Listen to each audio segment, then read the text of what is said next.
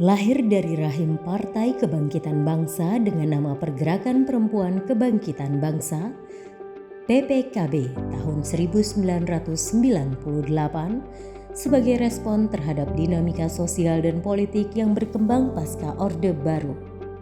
Tahun 2014, PPKB Go Public melakukan branding organisasi dengan mengganti nama dari Pergerakan Perempuan Kebangkitan Bangsa menjadi Perempuan Bangsa.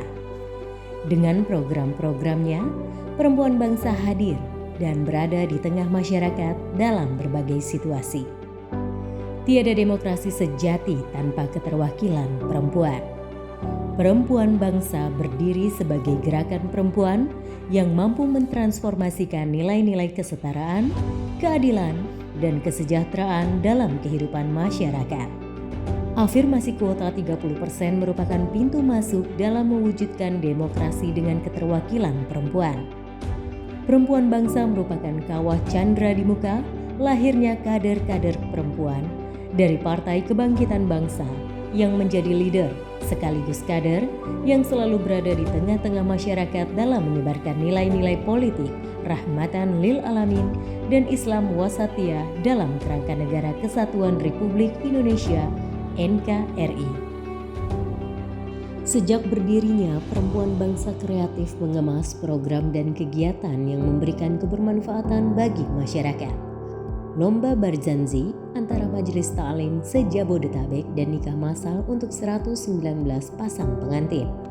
Ujian terbesar yang dihadapi adalah munculnya pandemi COVID-19 yang melumpuhkan kehidupan sosial, kemasyarakatan, ekonomi, politik, dan menjadi pukulan yang berat bagi masyarakat segala lini. Data Kementerian Kesehatan Kemenkes menunjukkan bahwa tercatat 4.246.802 kasus positif COVID-19 hingga 5 November 2021 dengan angka kematian 143.500 atau 3,4% jiwa. Terjadi pembatasan interaksi dan aktivitas sosial kemasyarakatan. Sendi-sendi perekonomian lumpuh, terjadi krisis kesehatan dengan semakin banyaknya masyarakat terinfeksi virus COVID-19. Dalam ujian pandemi COVID-19, perempuan bangsa tetap berupaya hadir di masyarakat dan memberikan support kepada perempuan-perempuan yang ada di Indonesia meski dalam keterbatasan. Perempuan bangsa mencanangkan gerakan nasional berbagi 10.000 masker, mendampingi masyarakat yang melakukan isolasi mandiri dengan memberikan makanan, suplemen, vitamin, hand sanitizer, dan alat pelindung diri atau APD untuk menguatkan mental spiritual. Setiap pekan perempuan bangsa menggelar doa bersama dan munajat untuk bangsa melalui daring. Dalam situasi keterbatasan pada saat itu, perempuan bangsa menciptakan mars dan himne perempuan bangsa melalui kompetisi yang diikuti oleh lebih dari sepertiga DPW perempuan bangsa melalui daring. Lomba dimenangkan DPW Perempuan Bangsa Jawa Tengah.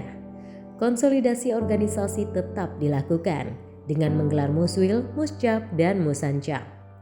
Berbagai kegiatan dilakukan untuk melebarkan dukungan bagi Partai Kebangkitan Bangsa, antara lain produksi video Mata Air dari Surga dalam rangka memperingati Hari Ibu yang di-launching dalam kegiatan Resolusi Perempuan Bangsa 2021. Lomba Instagram dan TikTok dan sebagainya. Memasuki bulan suci Ramadan, pada saat itu perempuan bangsa melaunching pelaksanaan kegiatan berbagi sejuta takjil.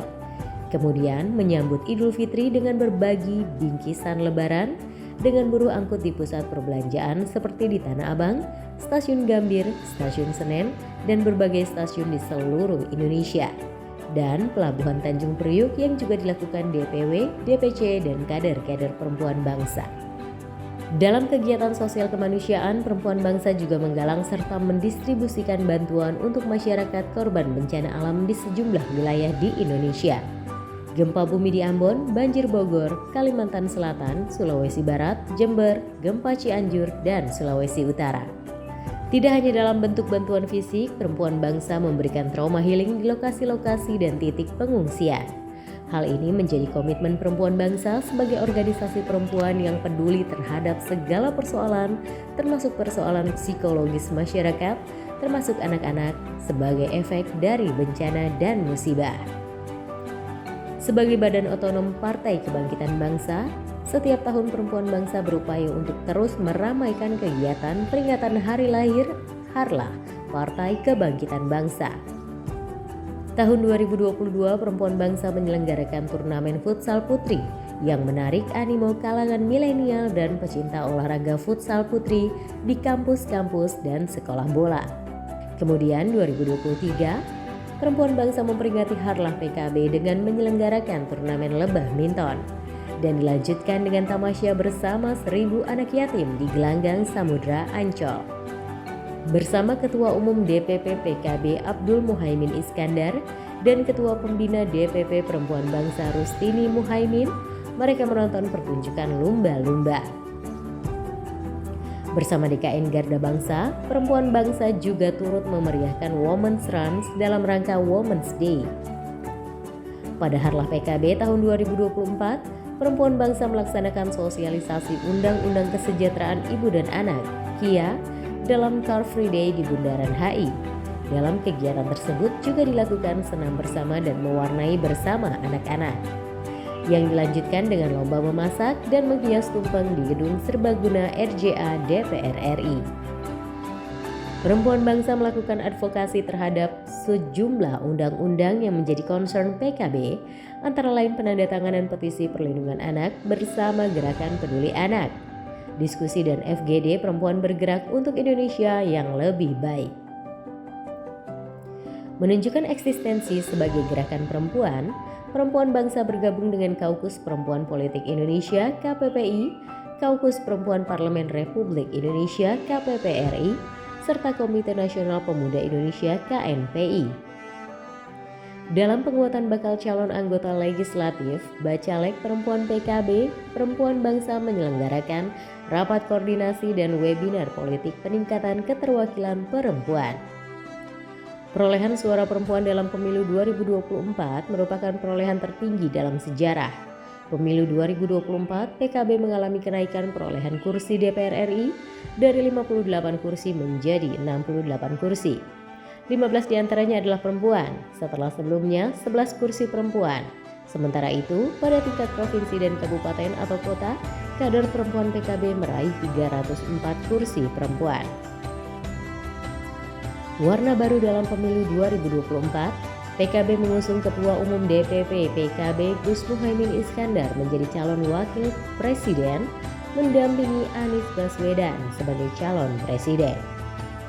Perempuan Bangsa menggerakkan roda organisasi dalam memaksimalkan perolehan suara, baik bergabung sebagai tim pemenangan lintas partai maupun Perempuan Bangsa sebagai Banom PKB.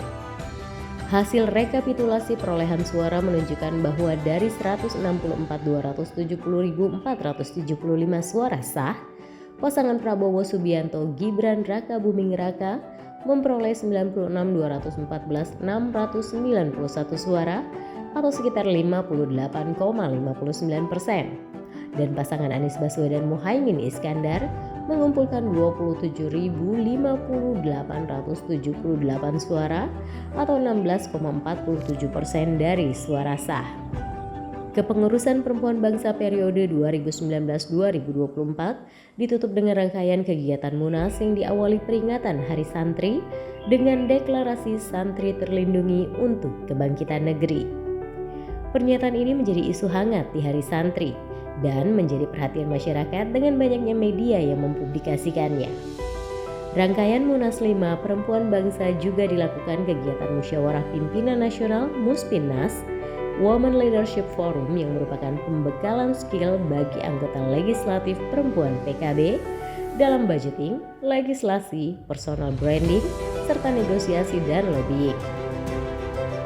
Kemudian diskusi publik Perempuan Berdaya Bangsa Berjaya menuju Indonesia Emas 2045.